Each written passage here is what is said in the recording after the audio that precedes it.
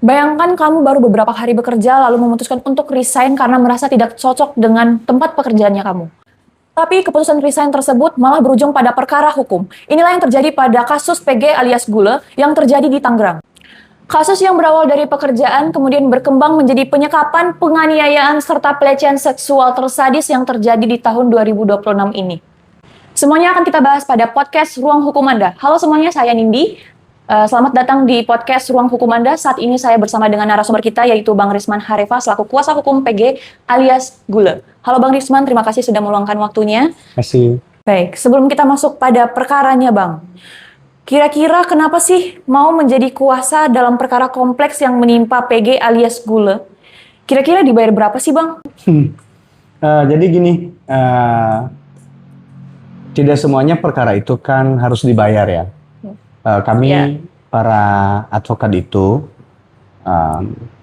pasti akan melihat siapa nih korban dan apa masalah yang menimpa dirinya. Jujur dalam perkara ini kami melakukan upaya-upaya hukum secara pro bono, ya mengingat PG itu menjadi korban kekerasan seksual yang sangat sadis di 2026 ini terhadap pria. Betul. Kira-kira mungkin Abang bisa spill kronologi singkat yang dialami oleh PG alias Gule, biar mungkin pemirsa Ruang Hukum Anda itu tahu ceritanya bagaimana. Si PG ini datang ke kantor itu sekitar maghrib ya. Dia diantar oleh abang iparnya pada saat itu. Mereka meminjam kendaraan orang lain, datang ke sini. Bahkan kendaraan itu pun bannya pecah, motor ya gitu ya Nindi ya. Nah terus saya ingin memberitahu bahwasannya PG ini awalnya bekerja selama 4 hari kepada si ED ya, yang dibawa oleh saudara Daily gitu untuk bekerja. Nah, lalu kemudiannya di 3 hari pertama dia kerja, dia ini masih dalam tahap overcap ataupun training, ditemani oleh salah satu pengawasnya gitu ya. Kemudian pada hari berikutnya oleh ED memberikan 1 unit kendaraan untuk dipakai untuk operasional, yaitu kendaraan Vixen. Nah, dalam pekerjaan yang digelutinya di koperasi bank keliling ini, mereka memberikan uang bensin itu 35.000 sehari. Nah, ilustrasinya kalau semisal gajinya 100.000 ditambah 35.000 uang bensin, berarti kan kurang lebih penghasilannya 135.000 sehari. Namun karena dia menggunakan kendaraan Vixen, itu membutuhkan bensin sekitar 70.000. Artinya dari 100.000 gajinya tadi akan dipotong otomatis untuk kepentingan bensinnya 35.000, sehingga sisa uang yang dia dapatkan dari pekerjaannya itu hanya 65.000. Sementara PG ini memiliki 2 orang anak dan ada istrinya. Nah, cobalah kalian bayangkan dulu bagaimana dia bisa bertahan bekerja kalau hanya pendapatannya 65.000, kan gitu. Nah, makanya pada saat itu dia datang kepada bosnya mengembalikan kendaraan jam 9 malam. Dia menyampaikan,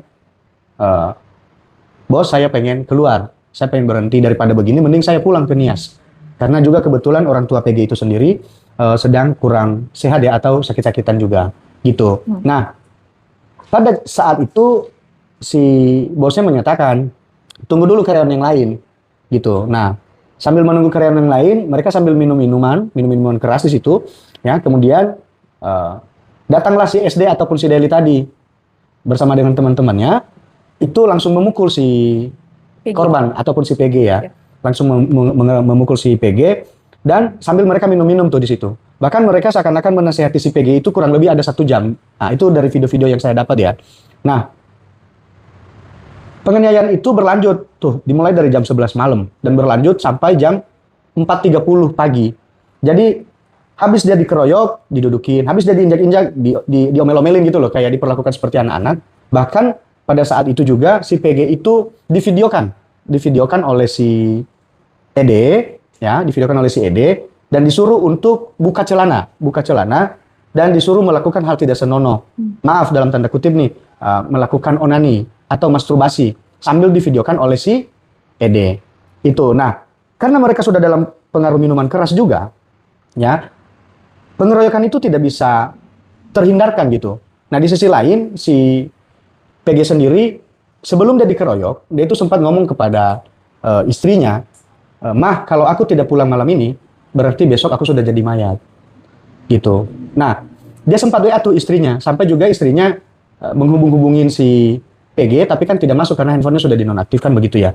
Ya. Nah, tidak hanya posisi dia ditelanjangin begitu, tetapi dia juga diancam dengan sebilah pisau. Kalau kamu tidak onani, kami tusuk kan gitu loh. Ya, jadi diberikan ancaman. Diancam kan gitu kan ya. Makanya karena dalam keadaan sudah babak belur, diancam dengan sebilah pisau, akhirnya dia melakukan hal-hal itu dan itu divideokan oleh si Ede. Nah, kemudian video-video itu di-share oleh si Ede ke dalam grup pekerjaan mereka kan gitu loh. Nah, sehingga pada jam 4.30 PG bersama dengan 4 karyawan lainnya, 4 pelaku lainnya itu dipindahkan ke kos-kosan yang berseberangan dengan tempat rumahnya si bos yang dia dianiaya pertama. Lalu setelah dipindahkan, ya, dia kemudian disekap di situ, dikunci dari dalam. Karena 3 pelaku lainnya ini dalam keadaan mabuk, makanya pada saat itu PG bisa melarikan diri melalui celah jendela yang tidak ada teralisnya di jam 6.30 atau jam setengah 7 pagi. Jadi para pelaku ini udah ketiduran, mungkin mereka juga udah capek kali ya melakukan penganiayaan terhadap si PG kan gitu. Nah, baru dia diselamatkan oleh RT, RW dan lurah ya yang ada di lokasi itu. Karena takut tidak punya biaya ke rumah sakit, dia memilih untuk dipulangkan ke rumahnya. Jadi dibantu oleh RW dan warga sekitar itu memesankan ojek online kepada dia untuk dia pulang ke rumah. Jadi kalian bayangkan seberapa menderitanya dia pada saat itu, gitu. Nah, dari rumah itu dia tidak langsung ke rumah sakit. Dia panggil saudara-saudaranya, tapi karena mereka dalam keadaan sedang bekerja, akhirnya tidak ada yang merespon. Tidak ada yang merespon untuk bisa datang hadir. Akhirnya pada maghrib itu mereka datang ke sini. Dan itulah kronologi singkatnya. Artinya Bang Risman, PG ini disekap selama 5 jam. Betul.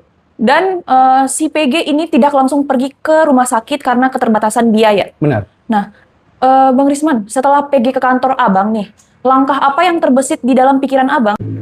Yang terbesit di dalam pikiran saya pada saat itu adalah bagaimana caranya dulu untuk memberikan penanganan medis kepada si PG. Karena pada saat itu dia babak belur mukanya. Yeah. Udah babak belur dari kepala sampai ujung kaki. Nah, sehingga pada saat itu ada tim di sini Bang Rejeki Gia, langsung saya arahkan untuk mengawal si PG ke Polres dulu, meminta pengantar visum dan sambil saya ya yang mewakili PG membuat laporan polisi, ya. Terus kemudian ada rekan di sini satu namanya Tri, saya arahkan untuk langsung menemani PG ke RSUD Balaraja dan Bro Rejeki Gia juga saya arahkan untuk menemani rekan-rekan dari kepolisian untuk langsung olah TKP. Sementara saya pada saat itu sedang membuat laporan polisi. Nah, awal mulanya kami itu hanya membuat laporan polisi pengeroyokan dan penyekapan. Karena PG itu juga tidak menceritakan kepada kami, gitu, apa kejadian yang sebenarnya. Belakangan, setelah laporan polisi telah selesai, kami mendapat info dari teman-teman bahwasanya ada video yang sudah beredar gitu. Videonya itu video asusila itu. Nah, setelah pergi ke rumah sakit, kami baru mengkonfirmasi apakah benar ini kamu alamin begitu loh. Nah, rupanya dari ceritanya benar, tapi dia tidak berani speak up kepada kami karena dia merasa malu gitu loh. Merasa malu. Akhirnya kami harus berupaya dulu malam itu ke rumah sakit. Dan yang ada di dalam pikiran saya adalah ini PG seorang ayah punya anak 2, dia tidak punya pekerjaan karena baru berhenti dari pekerjaan dan dia harus bertarung hidup di dalam ruang ICU pada saat itu karena dia udah mulai ngap kan pada saat itu kan, ngap juga. Jadi yang kami fokuskan pada saat itu adalah bagaimana cara kami untuk membawa orang ini ke rumah sakit bisa selamat dulu. Lalu kemudian kami berpikir bahwasanya bagaimana terhadap anak istrinya, kami harus melihat anak istrinya dan rupanya memang kondisi finansial mereka kurang baik ya. Nah, itulah yang ada di dalam pikiran kami. Untuk proses hukum kami sudah percayakan itu pada saat itu kepada pihak kepolisian. Nah, karena dia ceritanya belakangan terkait pelecehan seksual tersadis itu, Maka baru keesokan harinya itu kami bikin laporan polisi terkait dugaan tindak pidana kekerasan seksual terhadap pria tersadis di 2026 ini. Gitu loh. Ya. Jadi tidak di hari yang sama ya, kami bikin laporan polisinya. Memang ada satu rangkaian peristiwa, tetapi kenapa bisa 2 LP? Karena belakangan kami baru dapat info gitu. Artinya Bang Risman, korban tersebut ketika sampai di kantor tidak langsung menceritakan yang sebenarnya dan sepenuhnya terjadi pada saat kejadian ya Bang Risman. Betul. Ya? Dan yang memviralkan video tidak senonoh tersebut berarti pelakunya. Betul. Oke, Bang Risman, bagaimana keluarganya setelah kejadian TPKS tersadis terhadap pria ini? Apakah sudah ada upaya pemulihan secara psikologis, Bang?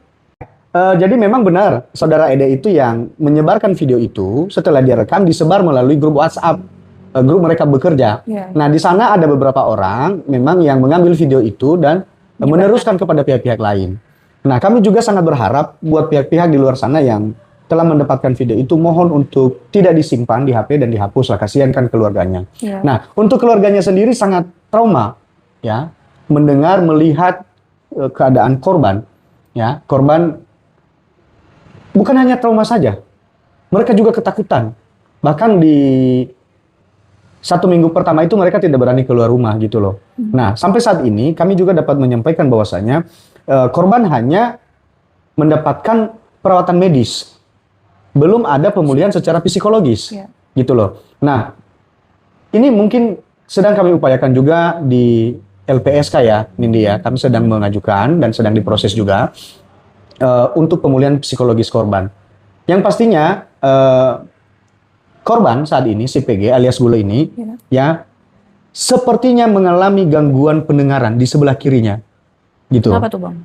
Akibat pemukulan dan ini bisa jadi cacat permanen.